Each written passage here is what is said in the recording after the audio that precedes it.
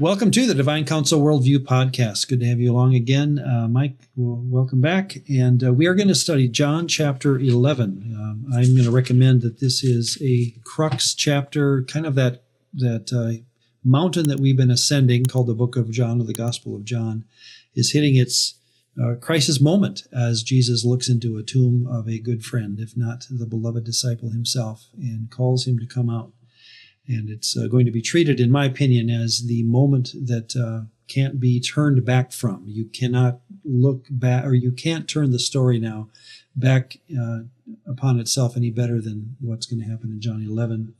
So we'll get there. But hey, just jump in with, you just got back from ETS and SBL. I was not able to go. My job just didn't have the PTO available, so I had to stay home. But how did it go? It was in Boston, right? So you didn't have to was in Boston, which, like, one would think that would be a whole lot easier for folks like me who are actually from the area.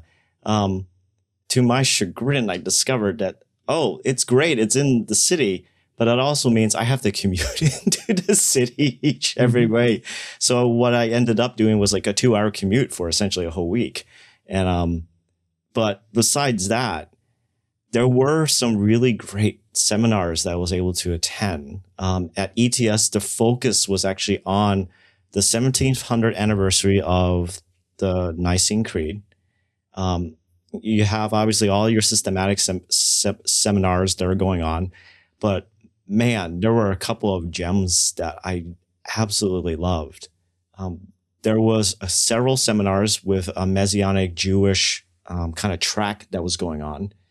And one paper in particular, it was, let me make sure I get his name right. It was presented by Brian Crawford, and it was titled Jewish Scholars on the Jewishness of Nicaea, Some Implications of a Recent Paradigm Shift. And one of the things that he pointed out is that within Jewish scholarship, there has been this paradigm shifting to actually acknowledging that the high Christology of the Nicene Council, or the Nicene Creed, as what is evidenced by it, is actually more Jewish than people have ever actually given it credit for. And so he goes into all these various scholars who are themselves Jewish. They're not Christian. They're not Messianic Jewish. But they are coming to this interesting place where they're acknowledging the way that the Christians described Jesus, or the Son of God, this utter power, is actually reconcilable with ancient Judaism. Okay. And he just dived into it. Essentially, he drew on some of the Two Powers material from Siegel. He knew a little bit about Boyarin's material and more, but it was just this very interesting, just kind of scan through the most recent, in the past decade, of Jewish scholarship acknowledging there is a lot of Jewishness in the Nicaea Council's thinking.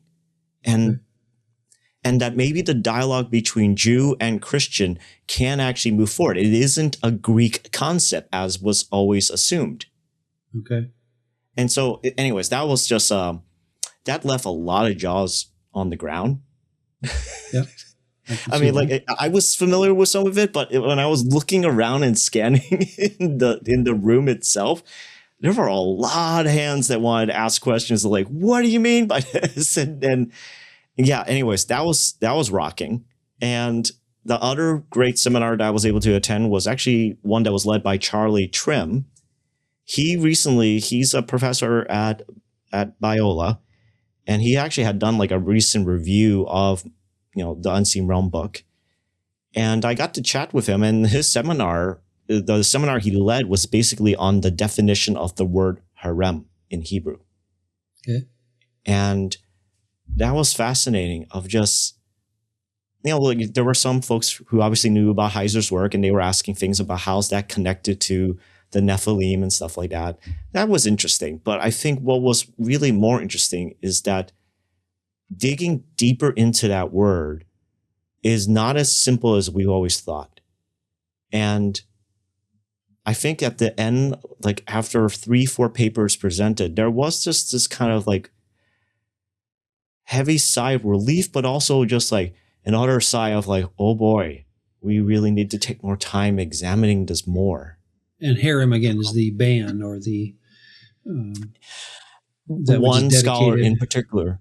Yeah, one scholar in particular, he wants to emphasize that it really should be by default thought of as just simply a ban.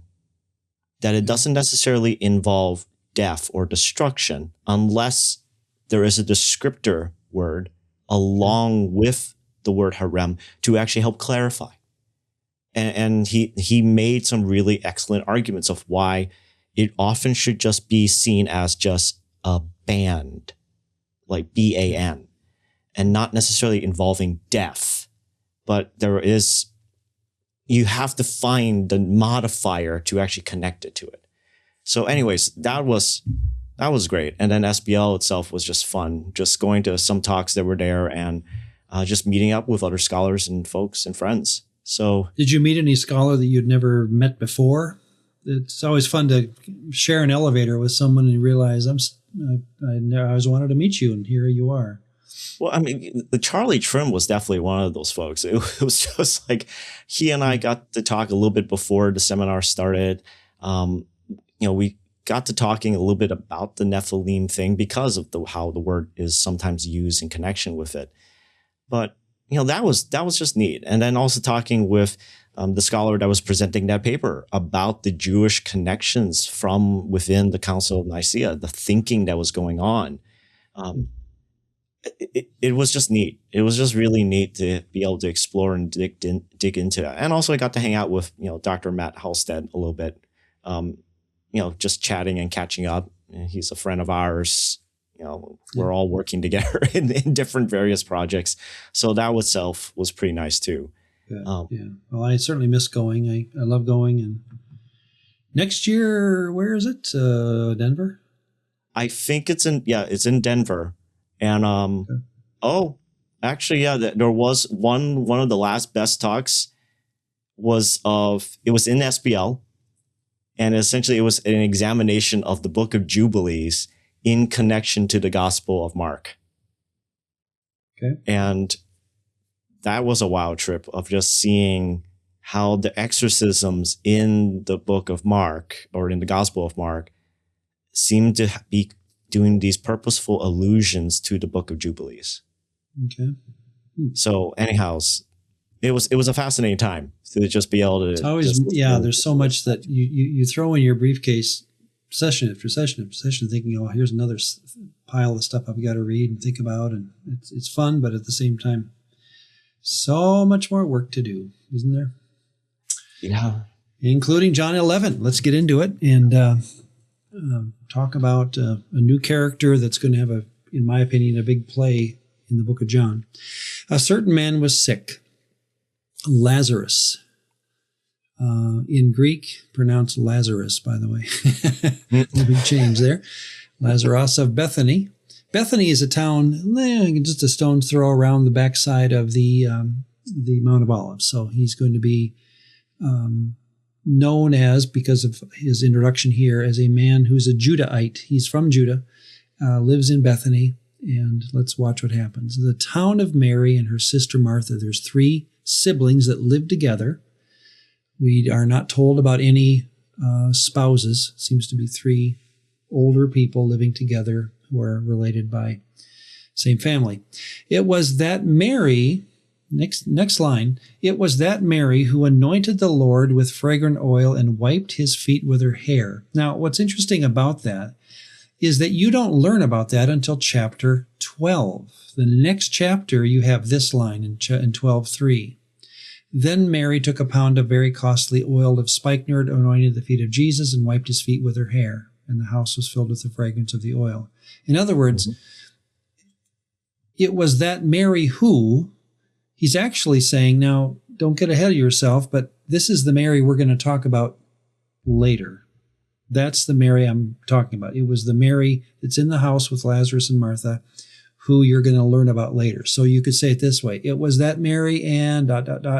Listen for her later in the story. I've never talked about her before, but I'm going to talk about her later. That's the one I'm talking about now. Okay?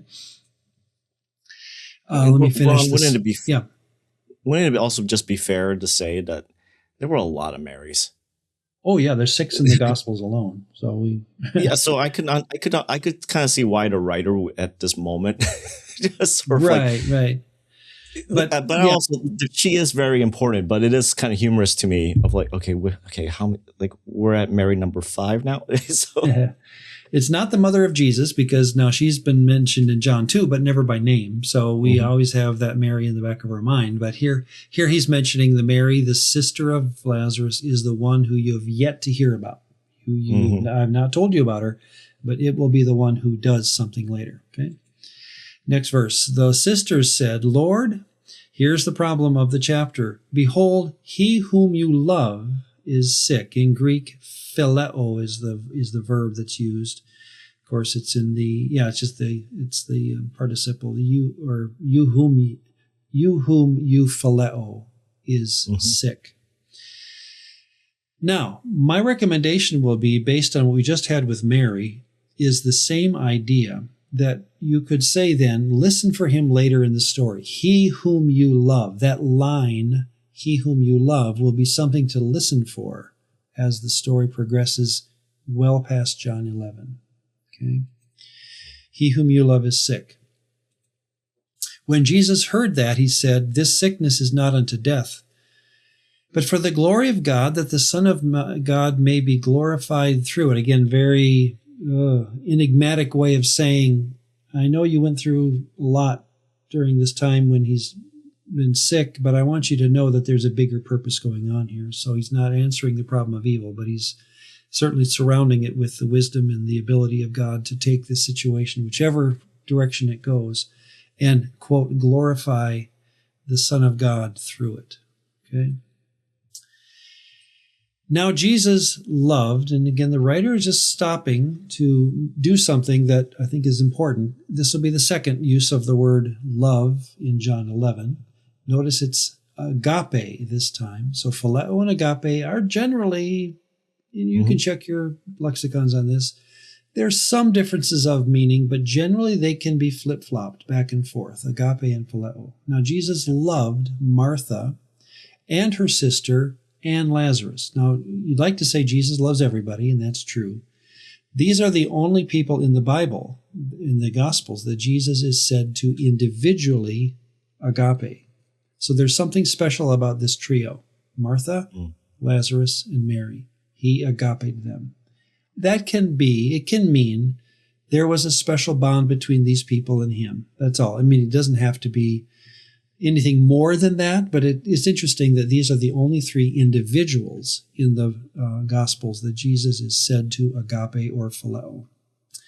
So when he heard that Lazarus, was sick, he stayed 2 more days in the place where he was. Bethany, again, is just outside of Jerusalem, so wherever he was, probably beyond the Jordan, where chapter 10 ended. He stayed there. After this, he said to his disciples, let us go to Judea again. The disciples said to him, Rabbi, the Jews seek to stone you. Remember chapter 10? You angered them by your claim to be, Psalm 82, the sanctified and sent one. However we want to define that is a huge claim, and they are not in agreement with you. Jesus said, are there not 12 hours in a day? If anyone walks in the day, he does not stumble because he sees the light of this world. But if one walks in the night, he stumbles because the light is not in him. I'm not sure what all that has to do with his argument. I'm not going to get into it for time, but that was his general reply. He then said, our friend Lazarus sleeps. Now, again, this is lost in English, but what you catch in Greek is the use of the second time of the use of the word phileo, now as a participle or a noun form, a subject. What's the word I want here? A Greek term, or it's being used as it's a participle. The one who is my friend, or the one who is that I phileo. Lazarus, the phileoed one. So there's our third time now in our text that we have Lazarus being specifically said, once both with Martha and Mary included, but the third time within these first 10 verses that Lazarus is referred to as loved. Okay, but our loved one Lazarus sleeps, but I go that I may wake him up. Lord, they said, if he sleeps, he will get well. However, Jesus spoke of his death, but they thought that he was speaking about taking rest in sleep. This is, of course, said, I think this whole story would have been, written and meant to be heard and read and enjoyed by people who already heard the story once, maybe. And so this is kind of said with, getting the kids in the front row to elbow each other and say, I know where this is going. They think he's sleeping. Jesus knows he's doing a lot more than sleeping. He's actually dying. Then Jesus said to them plainly, Lazarus is dead. I am glad for your sakes that I was not there, but that you may believe. Nevertheless, let us go to him.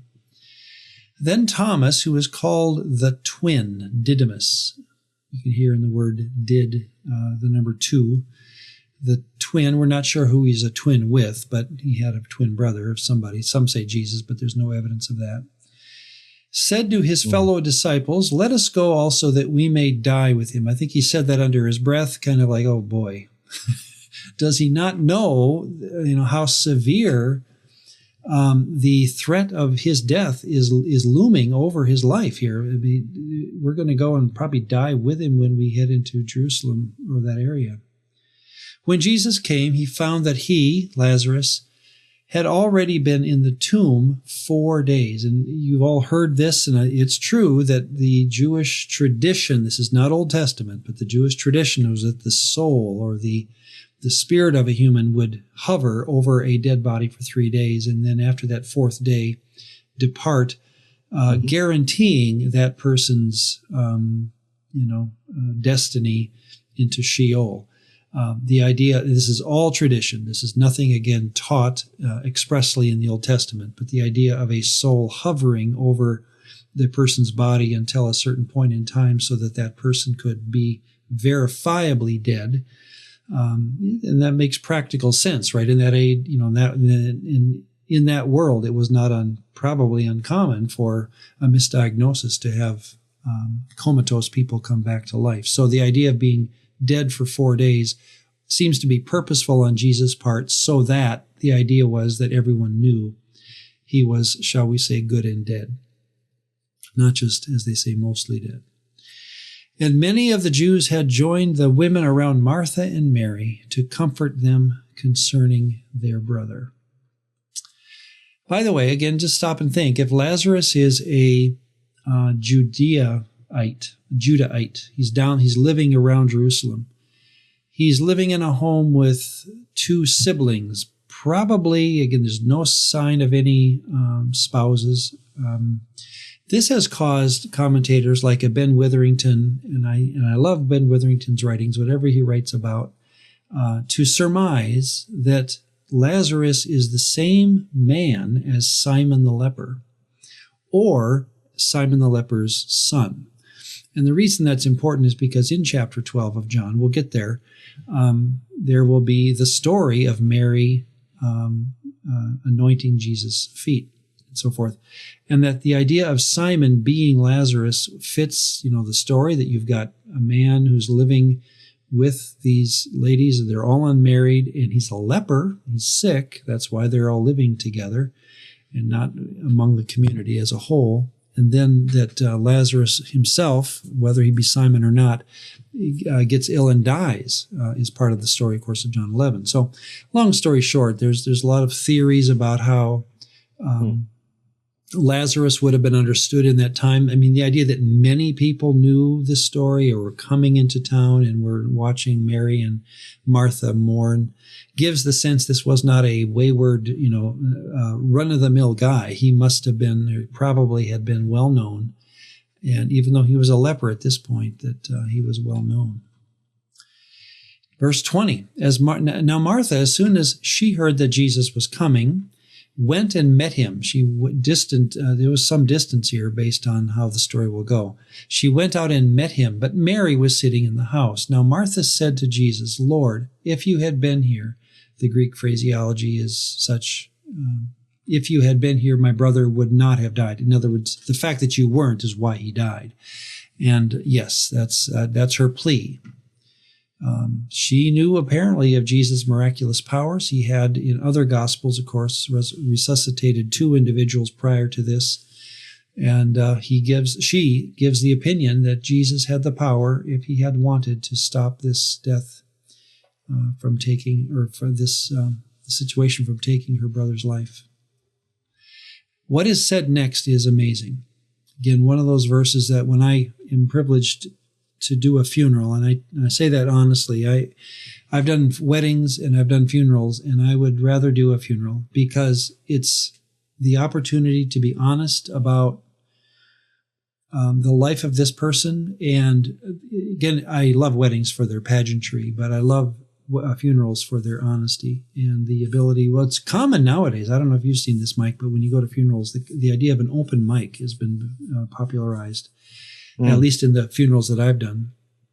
And I've always recommended this to the family. Open up the mic to anyone who wants to walk forward or walk into the aisle and give a story that they may never be able to give again about the person that we're honoring. And the stories are just fascinating. And you have to kind of cover up the bleeps every now and then, because you're going to get people there, and I've had this happen, who are off the street, and I mean literally off the street, and their language is not church language, but boy, do they have a wonderful story to tell about this Christian man, shall we say, that I'm laying to rest. And the crowd kind of like blushes, but they all appreciate the honesty with which the stories are given.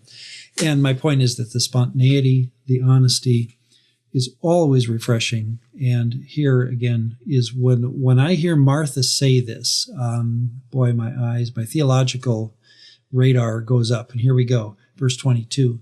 But even now I know that whatever you ask of God, there is the article there, you ask of the God, she's talking about Yahweh, he will give it to you. The God, it's repeated, the God will give you. Jesus said, your brother will rise again. Okay, now there's don't take that for granted. That is not something that that they all knew, or that we knew that they knew, right? Your brother will rise again. That's an amazing idea. You're talking about the hardest thing for a human to believe. And again, think back to your last funeral you went to. Does anyone in the room really think that body's going to get up?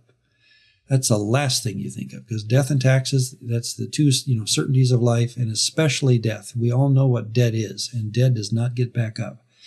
Martha said, so Jesus says, your brother will rise again. Martha said, I know that he will rise again in the resurrection at the last day. So her reaction is, well, thanks, Jesus, but here's the problem. That's going to be in the resurrection, or what Jesus will call in Luke 12 the rebirth. That's why I think resurrection and John 3, when Jesus said, be born again, he's talking about resurrection there, that you must be born again, meaning you must rise from the dead in order to enter the next kingdom. And that's what she says here. I know that he will rise again, but think of the timing here, at the resurrection, the anastasis of the last day. The timing in Martha's thinking is, this age will end. There will be an entirely new age to come. And at the beginning of that new age to come, that's when Lazarus will rise again. In other words, it won't help me now because it's going to happen later.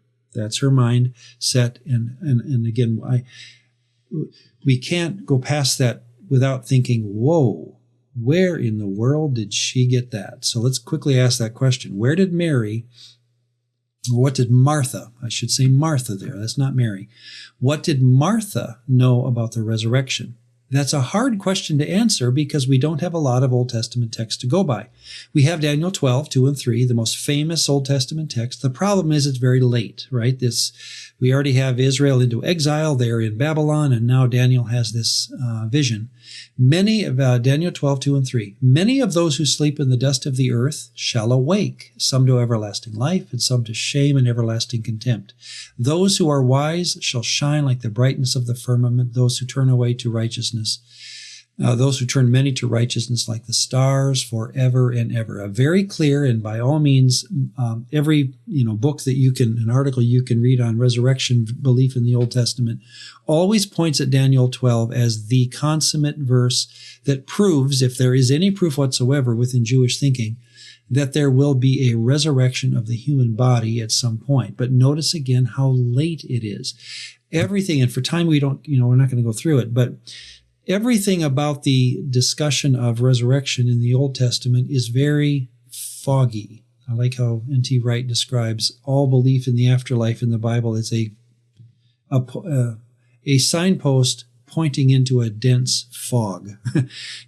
This is what it's like, and you see this fog because Sheol, whether in Hebrew Sheol or Greek Hades, Greek Tartarus, Greek Gehenna, or Aramaic, the Valley of Hinnom. These ideas that are symbolic are hard to, plant down feet and say, here's what the afterlife will be, whether you're righteous or evil. It's just hard to know. And until you get to Daniel 12, it's really kind of foggy, frankly. And I'm just repeating a lot of ancient work or a lot of academic work on this subject. In Isaiah 26:19, your dead shall live, their bodies shall rise. Now, the problem there is we don't know if that's symbolic for the nation coming back, because Isaiah, again, is very symbolic in its rendition of the next age. And so that your dead shall live, their bodies shall rise. Maybe that's individuals. It's as cool if it is. But again, notice how late that is. It's into the latter prophets. Then you get into, and again, this is just common discussion that you would ask any researcher on the ancient view of the afterlife. You have to get into it's the apocalyptic literature between the testaments, pseudepigraphical stuff, deuterocanonical stuff. In other words, it's not in your canon, but like 2 Maccabees 7, Verse 9, the King of the universe will raise us up to an everlasting renewal of life. There's resurrection. Verse 14, it is good to die at the hands of men and to look for the hope that God gives of being raised again. But notice this is not in the Old Testament. It's in the books that follow the Old Testament, and it's in the mindset of the Second Temple Jew, but it's not in the Old Testament itself. So let me summarize what a Second Temple person would have thought, like Martha. How did Martha think about resurrection? Where were they in that concept? Here's what I think they would have gone through. Second Temple Jewish thinking on physical resurrection represents a clear and traceable development from earlier, more unclear biblical hopes. And that's where it's got to be, just on the word hope, of a post-mortem vindication. And it turns into a robust and widely affirmed eschatological doctrine. So when Martha says, he will rise again at the last day, I think she was repeating what she had been told at the synagogue. But that came out of a time-shaped hope that turned into a doctrine. Hope turns into doctrine, but it takes time. While early Israelite texts largely conceived of the dead as residing in Sheol, that just means pit, with little differentiation, late Second Temple period scripture described an explicit expectation that the dead would be raised bodily for judgment and reward at the end of days. Or again, this is all Second Temple stuff that's not in your Bible necessarily, but at the end of this age and the beginning of the next, that's when it would happen. I'm going to hurry through here. Although Jewish groups differed on its acceptance. Remember how the Sadducees did not accept the idea of resurrection, or so we understand? The belief became normative within Pharisaic Judaism, which is really the run-of-the-mill rabbinical, Talmudic tradition that's going to develop later. That's Pharisaic Judaism, and the broader synagogue milieu of the first century. Here's the important point, forming the shared theological horizon presupposed in New Testament texts, such as Martha's brilliant statement of John 11. I'm arguing both forward and now backward. The way that Martha can talk in John 11 is because of, think backwards, how the synagogue had come to, since Ezra Nehemiah, believe that there was a resurrection of the righteous in the next age to come. But notice it's not in the Bible, it's in the tradition. And yet Martha states it and Jesus affirms it. All to say, fascinating idea to me. Martha says something that's not in the Old Testament except at the very end, the very tail end, and Jesus says, you got it. That's what God has wanted you to believe. The synagogues got it right. Jubilees has it right. Second Maccabees has it right. Baruch's got it right. And I think maybe all the details, they could have, may have been some insights that weren't accurate. But generally speaking, here's where we are saying Martha believed that Lazarus would get up again. He wouldn't do it, though, until the end of the age, and it didn't do her any good now.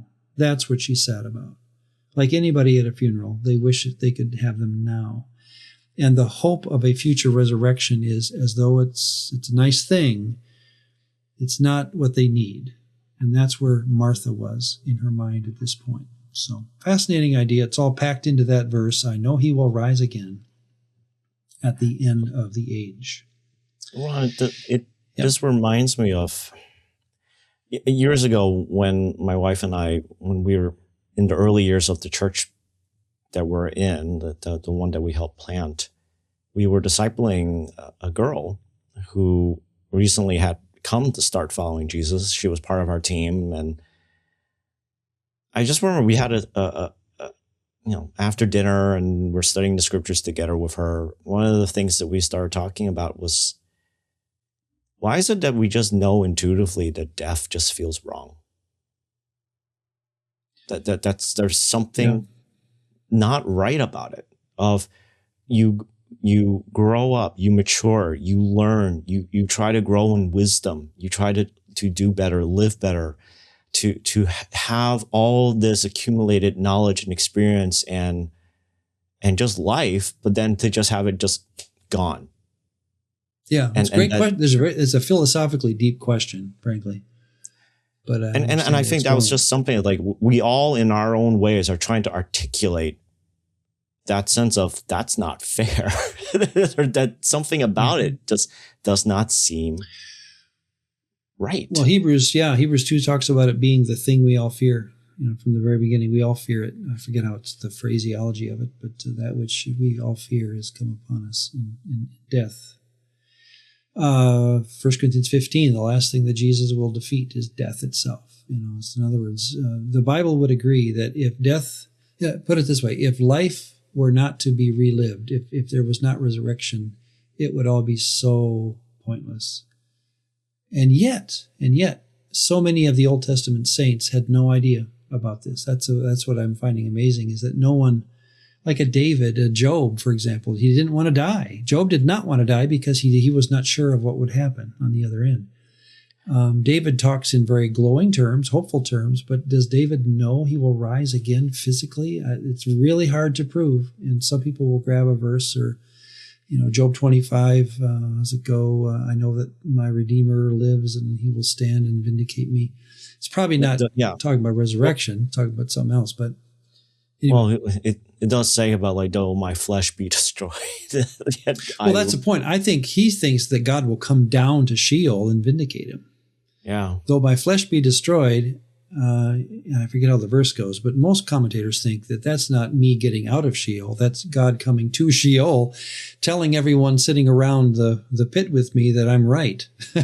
and Job is just like, a lot of good that's going to do, but at least God will vindicate me at the end. So some of the more recent commentaries, they don't make a decision either way. They just leave it as like, it's ambiguous. Like, yeah.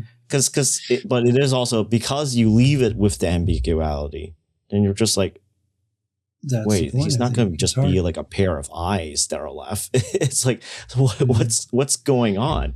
And it's just supposed to leave you, because of the poetry, it leaves it to your imagination to try to explore the depths of what folks like Job are saying. Yeah. let me try something on you, Mike. I don't think we've talked about this, but I brought this up in the college classroom a couple times, and I don't think they enjoyed it. I said, how many of you, be honest now, don't think in cliches. You can be honest here. How many of you would be a Christian if you didn't have the promise of eternal life on the other side?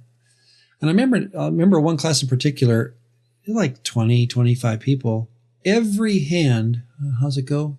It depends how I ask the question. How many of you would be a Christian if there wasn't an afterlife?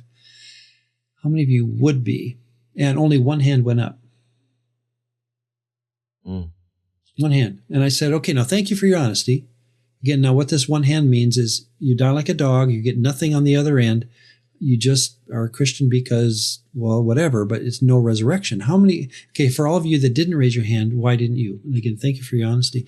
And one of the guys said, I'll never forget, he said, I'm here because of what's called delayed satisfaction. I'm putting up with Christianity because I'm going to get something for my delayed satisfaction. I said, thank you again. I don't like your answer, but I appreciate how honest it was. And most of the students kind of nodded their head. Yeah, I mean, that, in fact, one even said, Johnson, that's why we do it. I mean, I don't know of any other reason why I'd be a Christian except for the resurrection, go to heaven. And here's where I, again, challenged them with appreciation behind it. But I said, understand that David never would have thought like you guys. He didn't believe in Yahweh or dedicate his life to Yahweh because of a harp and a crown on the other side. He had no concept of that. If anything, he didn't know that he would live beyond Sheol at all. And Sheol's no fun, by the way. It's a pit that's musty, dirty, dusty. Nobody knows your name.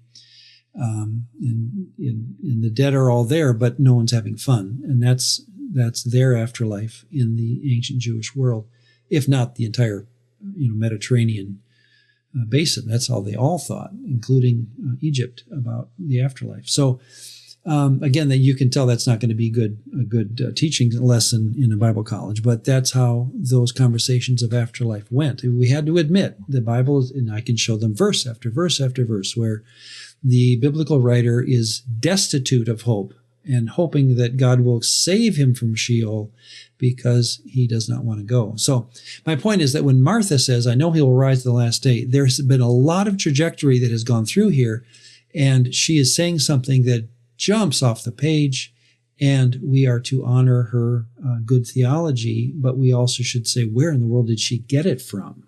And that's what's so surprising. She didn't get it from studying the Old Testament. She got it probably from synagogue that went through that slow metamorphosis over time. Mm-hmm. So anyway, we got to finish the story. Jesus said to her, I am the resurrection. Now imagine again, your dead brother is just a stone's throw away, and you hear a man say this, I am the resurrection and the life. He who believes in me, though he may die, he shall live. Now, so far so good, but that's again the next stage in Martha's mind. And whoever lives and believes in me shall never die. Well, now, I mean, again, thanks to, you're dealing with raw emotion when you say this to somebody. He shall never die, when I can point at the tomb of my brother. I love what happens next. And in one video presentation of this, he says the next line with kind of a, hey, do you believe me? Do you believe this? And he's kind of like getting a word from God that now's the time. Okay, do you believe what I just said, that he'll never die? Do you believe me on this one? She said, and her line is again classically how you would say it, whether or not again in Aramaic, how she puts it, but here's how John forms it in Greek. It's just gorgeous. It's beautiful. This is the gospel. Lord, I believe that you are the Messiah, the Son of God. There's your, Psalm 110. There's your Daniel 7. The one who has come into the world. There's your Ezekiel 34 from last time about the shepherd. I mean, all those things that you want to pack into a gospel message, there it is. You are the one that the Father has sent. She went secretly and called. Now, again, you don't know what else she says to this, but she's amazed by the question, do you believe me? And she says, well, I do. She went secretly and called Mary, her sister, saying, "The teacher has come and is calling for you." As soon as she heard that, she arose quickly and came to him. Now, Jesus had not yet come into the town, so this whole conversation was out of town, but was in the place where Martha met him. Then the Jews who were with her in the house. So he comes to the house, must have been a large party there. Again, I think Lazarus was a famous man. And comforting her, when they saw that Mary rose up quickly and went out, followed her, saying, "She is going to the tomb to weep there." She's on the way to the tomb. Then, when Mary came where Jesus was and saw him, she fell down at his feet, saying to him, "Lord," again, same words that Martha had, "if you had been here, my brother would not have died." Mm-hmm.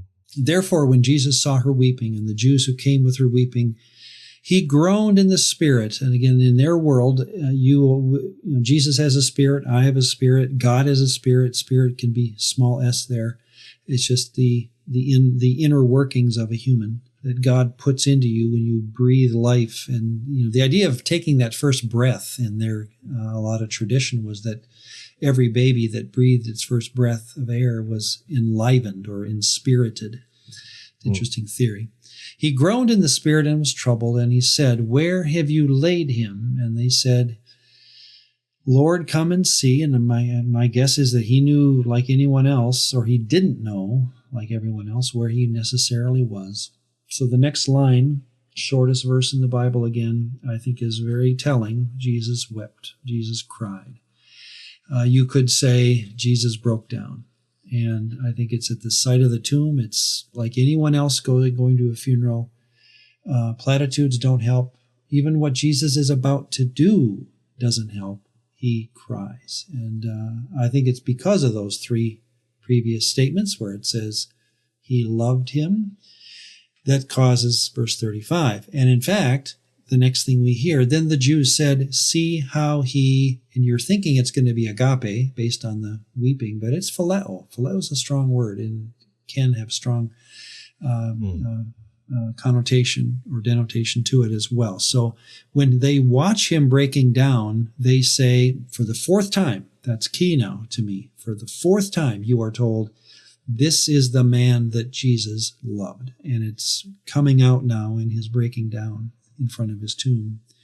And some of them said, "Could not this man who opened the eyes of the blind," we saw this in 10 or 9, "also have kept this man dying," in chapter 11. Then Jesus came to the tomb. It was, this is common in the first century, a cave.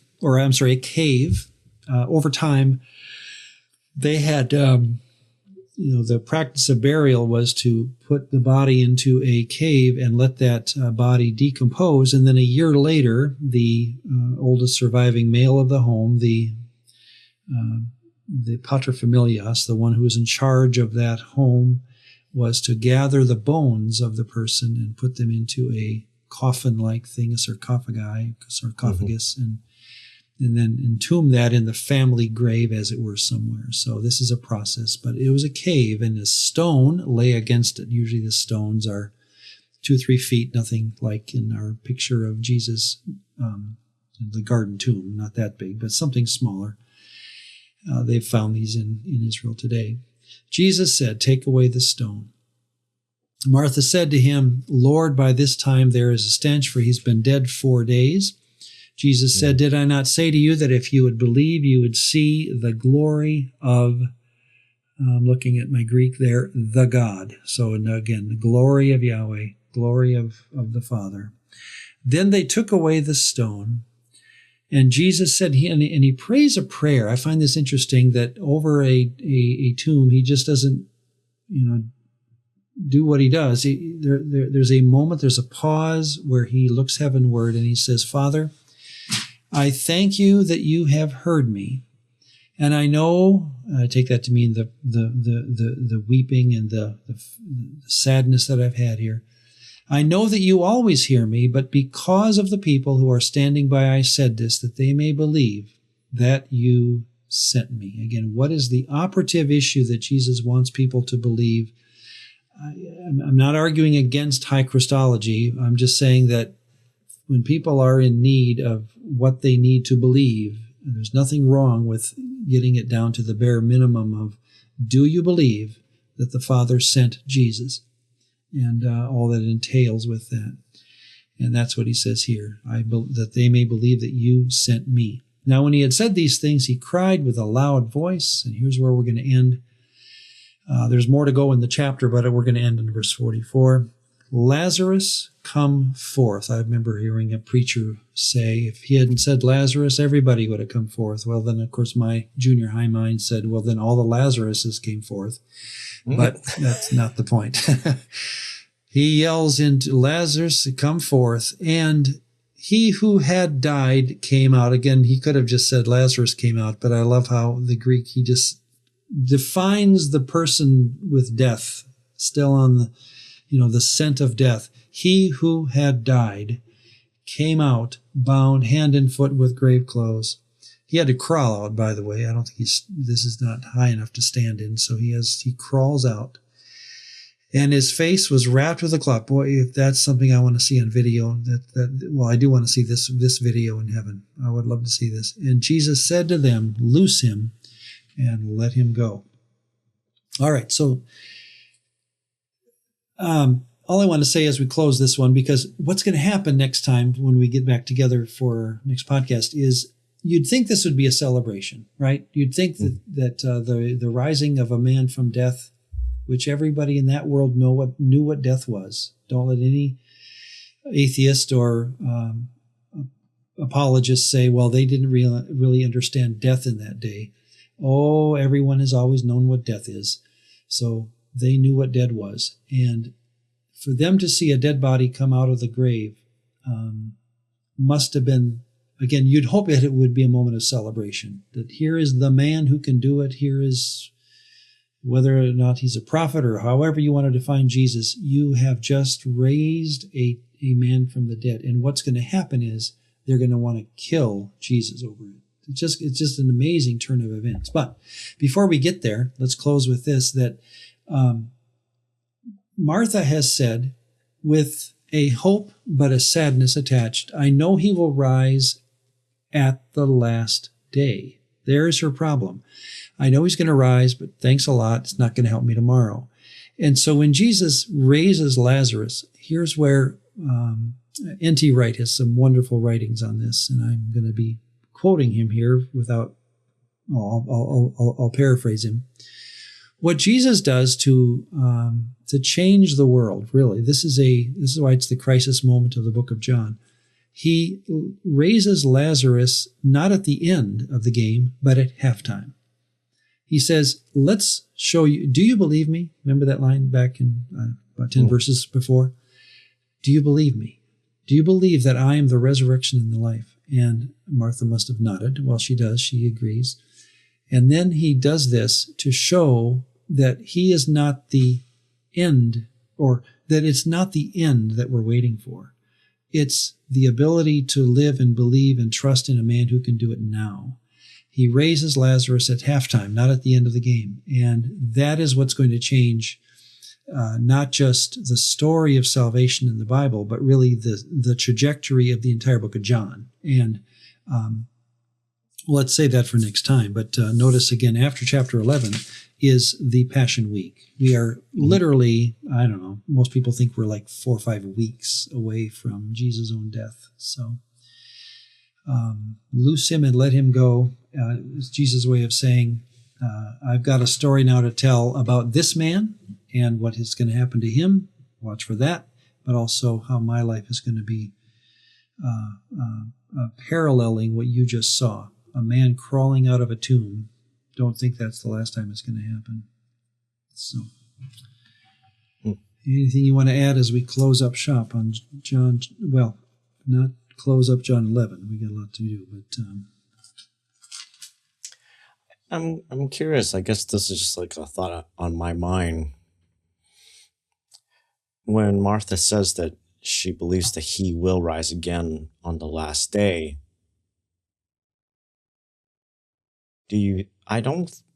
I'll just say what I'm thinking. I don't think she was necessarily wrong. I think she was just misunderstanding about what last day meant. I wonder. Yeah, I don't think she was wrong. Yeah. it's more of like within the concept of like the now, the already and not yet. In some sense, I wonder, are we actually living in this intermediate time of the already and not yet? Would it be counted as last day? Yeah. When Mike died, Mike Kaiser died, Trina texted Susan and I within moments. I remember it, and where we were standing. Susan crumpled on the floor in the kitchen and cried. And I texted Trina. I think I took a day to do it, but my view of what happened. And that was that, my opinion, again, we're all looking into a fog, and that is that Mike entered a state of resurrection. I'm going to paraphrase it now. A state of resurrection that was not yet realized. In other words, the idea that he will awake at the same time that I awake, that Drina awakes, that Susan awakes, that we're all going to die, and that we call it the intermediate state, but I think it's a misnomer, because I agree with Einstein that where there is no physical mass, there is no time. That's a long way of talking about his view, but I think Einstein's onto it. That time requires physicality to move or whatever. And so that Mike will arise with me and Drina and Susan and you, Mike, at the same moment. And that moment is in some mysterious way always present. And so, again, it sounds weird to say that I put that into a text, but that was my encouragement to a grieving wife, is that you will see him again, and it's going to be as though time for him, for Mike, never passed. He's going to awake to see you. The next thing he knows, he'll see you. And I don't know where I'm going with this, but your point about now and not yet, I think, is a long way of saying, or is a kind of a cliched way of saying that I've heard. It's here but not here. It's real but not real. It's it's both at the same time, and I think that's something to do about the resurrection. That there's a mystery here that I can't wait to experience. And that when I had my colonoscopy, I lost half hour of my life. My soul was absent for half an hour. I didn't sleep for half an hour. I don't remember anything about that half an hour because it literally was gone. And I think the same with death, that when I awake from death, it's not as though I have been sitting around doing something for whatever number of years. I will immediately awake to eternal life with everyone else, because that's just how resurrection will work. So I always like to say, I have no idea what I'm talking about, Mike. I'm on this side of death, but can't wait to find out how that's going to work. Yeah. All right, I'm ready to pack it up if you are. Let's watch how this man who Jesus loves is played out in the rest of the book. I think it's interesting. Okay. All right. Yeah. All right, thank you, everyone. And next time we will continue with John 11, verse 45. If you have any questions or comments, we'd love to hear them. questions.dcwp@gmail.com, and we will certainly take it into account. We handle every question that you send. So we'll talk to you then. Thank you, everyone. Bye.